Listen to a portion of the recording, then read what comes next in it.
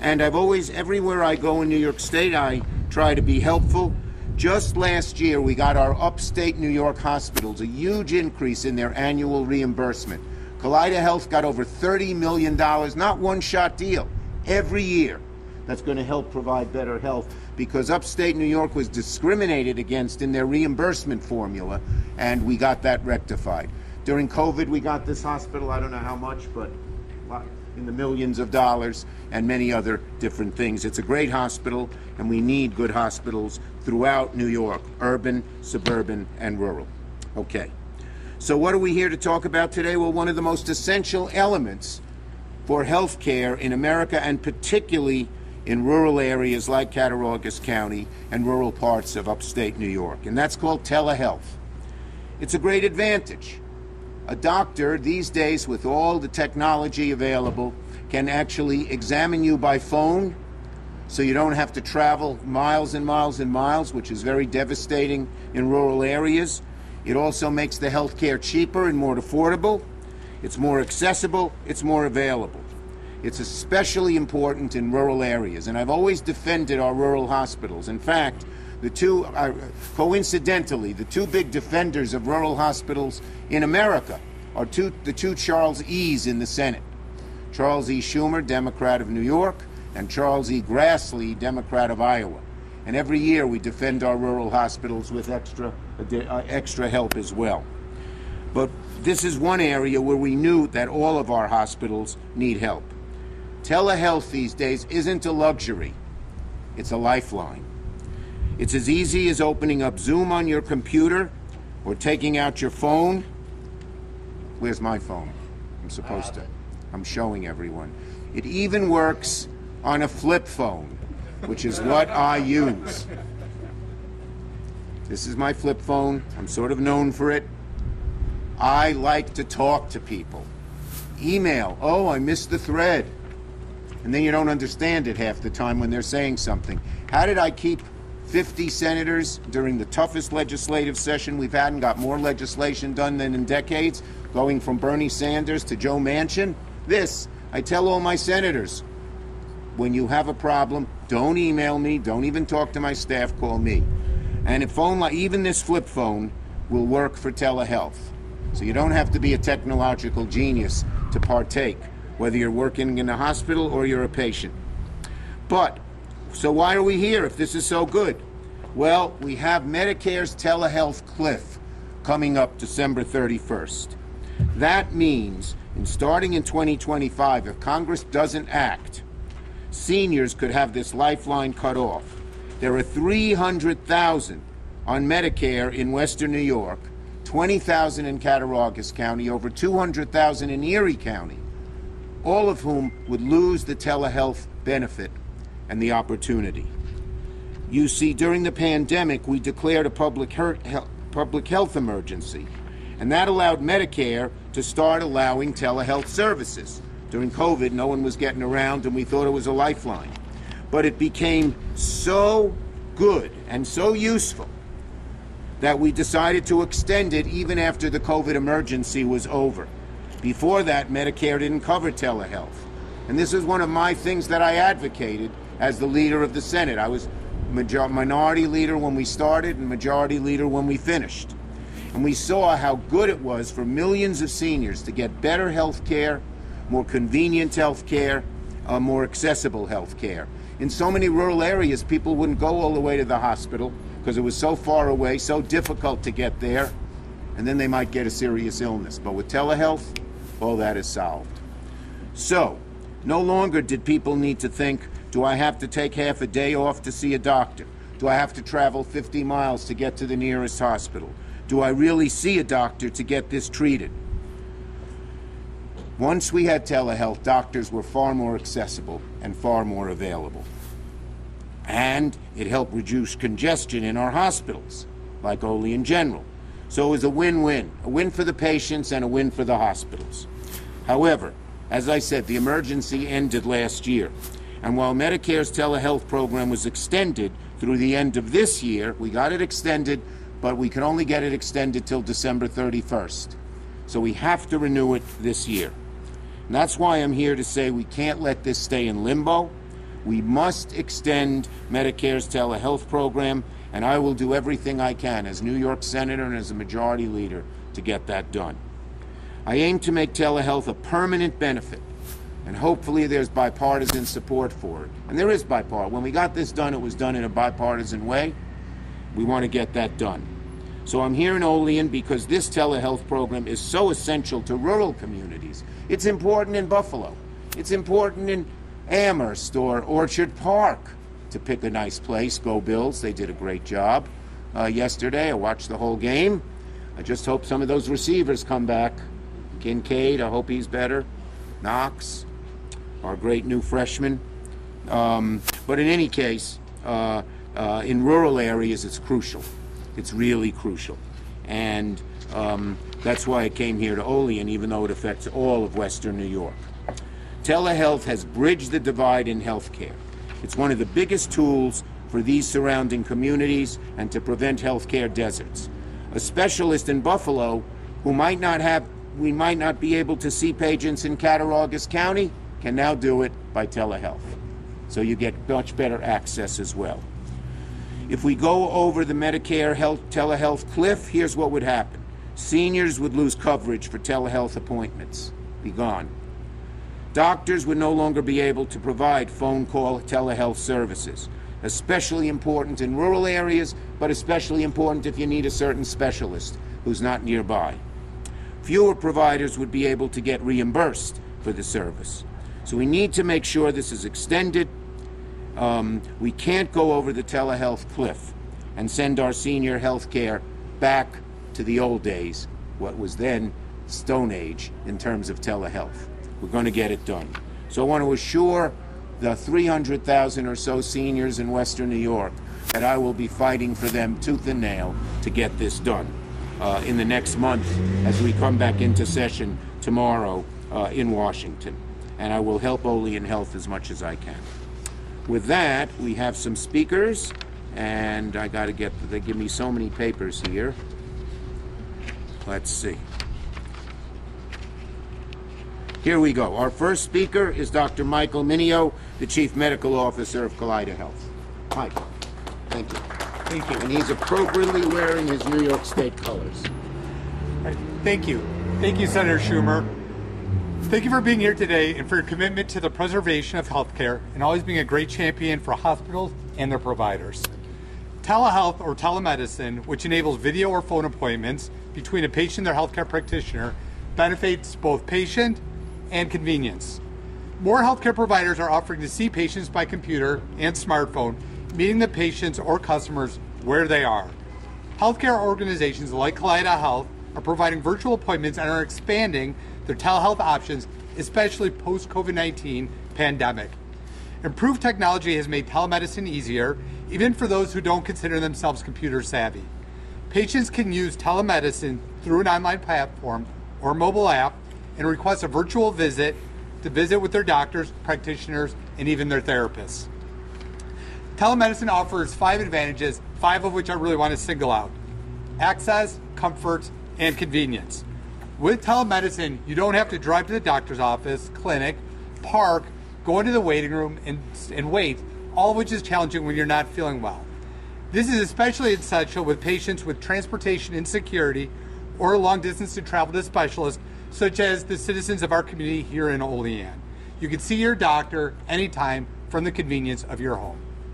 Control of infectious disease.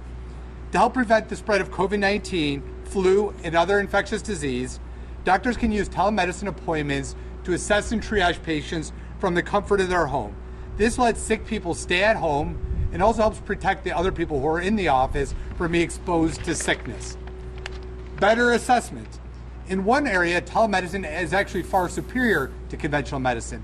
By doing telemedicine, you can assess the patient in their home, assess how many stairs do they have, do they have food, do they have family support. By assessing these ever so important social determinants of health, you can really get the full picture of that patient.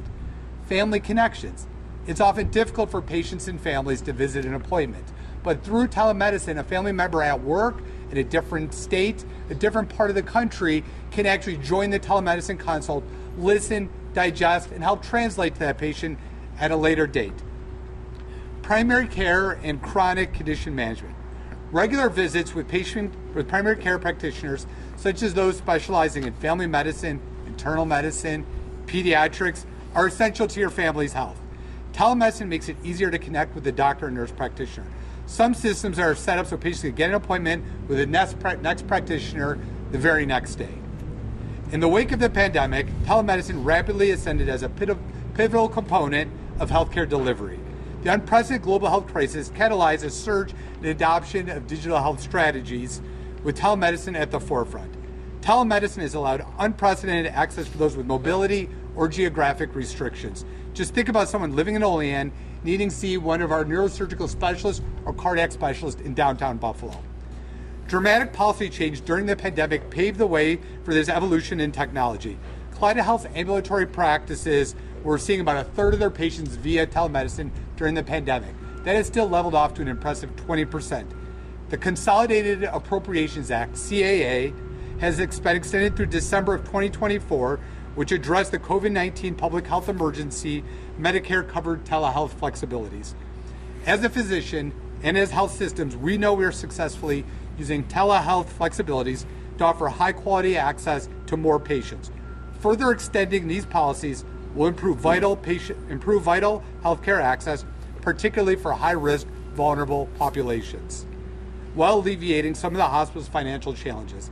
That's why we believe Congress should extend telehealth flexibilities for at least 2 more years. Thank you. Good job. Very comprehensive. Well done.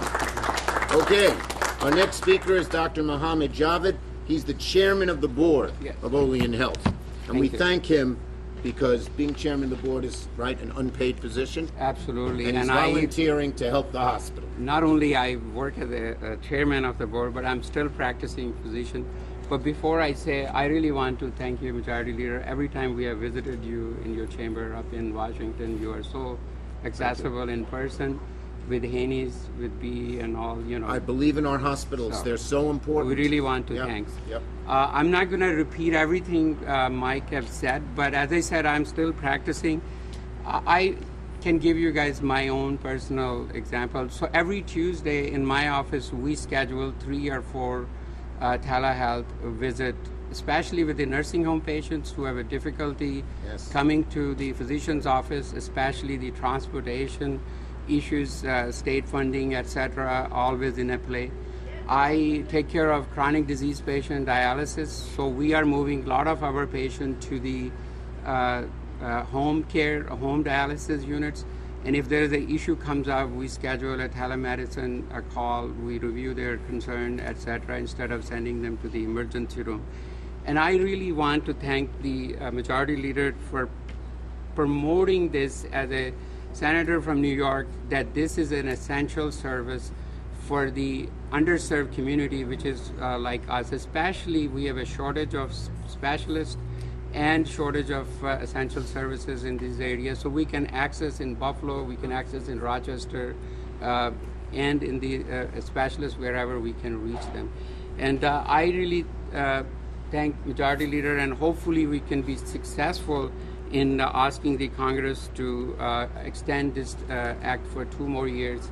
And thank you for the opportunity. Thank you. Thank you, Doctor. Appreciate it very much. And last speaker, we have Dr. Kevin Watkins. He's the public health. Oh no, we're going to have the mayor say a few words too. But we have Dr. Watkins, who's the public health director of Cattaraugus County. I don't want to repeat the same things that we've already heard, but it seems to be the same tone that we're talking about the significance of telehealth. Telehealth really helps to bridge the gap by allowing patients to connect with healthcare providers virtually, reducing the need for travel and enabling quicker access to care. In Cattaraugus County, where medical resources and specialized services are scarce, telehealth offers a critical solution. It provides immediate access to follow-up care for chronic disease management like diabetes, hypertension, COPD, and even mental health support. And for patients who may face economic and logistical barriers to reaching in-person facilities, telehealth ensures they receive essential care without unnecessary delays. Telehealth expands access to healthcare services in a way that is both accessible and cost-effective. It addresses pressing needs of rural health delivery, that is, improving health outcomes and supporting overall community well-being. During COVID-19, during the COVID-19 pandemic, telehealth really played a critical role in supporting healthcare access for residents of Cattaraugus County. For example, during the pandemic, a Cattaraugus County resident with asthma benefited greatly from telehealth services when she developed COVID-19-like symptoms and contacted the health department for assistance. By linking her to telehealth services with a primary care provider, she was able to consult about her symptoms, receive advice on managing her asthma at home, and monitor her oxygen level with a home pulse oximeter provided by the health department. This allowed her to safely stay home and avoid potentially risky exposure within an emergency room or an urgent care setting while still being closely monitored by a healthcare provider. However, during the pandemic, several other residents of Cattaraugus County actually faced significant barriers to accessing telehealth services due to a lack of broadband connectivity in certain areas. For instance, a resident of Cattaraugus County who lived in a more remote part of the county was unable to access telehealth services when he developed respiratory symptoms. So without reliable internet, he could not conduct a virtual visit with a healthcare provider and had to call an ambulance for assistance to this emergency room since he had no form of transportation. Then after nearly 6-hour wait, he was discharged home with a diagnosis of exacerbating of a known allergy. This increased his risk of exposure to COVID, but it also created additional stress and logistical challenges for both patient and the medical staff. Telehealth is critical in rural areas like Cattaraugus County, where access to healthcare can be limited due to geographic, economic, and logistical barriers. Losing it would not only strand local healthcare resources, but it would also have a profound effect on the health and independence of this community. Thank you. And last, our last speaker is the great mayor of the wonderful city of Olean, Mayor Olean. Thank you, Mayor. Thank you. On behalf of the city of Olean, it's always a pleasure to have Senator Schumer here. Since I've been mayor, now my 11th year, Right. every year, every time he comes here, it's usually good news. Yeah. So we thank you for that. Thank you. We are very fortunate to have Olean General, Upper Allegheny Healthcare System here in our community. We're a community of right around 14,000 people, and I am so proud when I go to conferences for the New York Conference of Mayor, and I'm able to let other mayors know what a facility we have here. And I thank you all for that, and thank you for coming here again. Thank you. And let me just underscore something the mayor has said. When people want to move here, companies want to look at coming to Olean, one of the first questions people ask is, do you have a good hospital? Because people don't want to move to a place where there's not a good hospital. But here in Olean, we can say that. In many places in upstate New York, we can say that. Okay, we're going to take questions first on this subject. Yes, sir.